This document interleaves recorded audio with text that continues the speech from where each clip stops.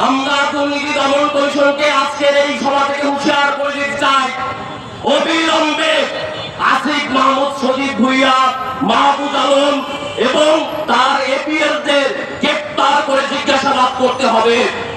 আর যদি গ্রেপ্তার করে জিজ্ঞাসাবাদ না করা হয়, এই দুর্নীতি লুটপাটের সঠিক তদন্ত এবং বিচার না করা হয়, তাহলে আমরা ছাত্র জনতা চুপচাপ বসে থাকবো না। মনে করেন না যে শুধু আপনাদের নেতৃত্বেই শেখ হাসিনা সরকারের পতন হয়েছে। এই স্বৈরাচার সরকারের পতনের জন্য আমরা দীর্ঘদিন লড়াই করেছি, এক যুগের অধিক সময় ধরে লড়াই করেছি, মামলা খেয়েছি। এই ছাত্রলীগ, যুবলীগ, আওয়ামী লীগ হামলা করেছে, মামলা করেছে। আপনারা কল্পনাও করতে পারবেন না। এই আমরা যেখানে সমাবেশ করছি, এখানে কাউন্সিলর ছিল রতন।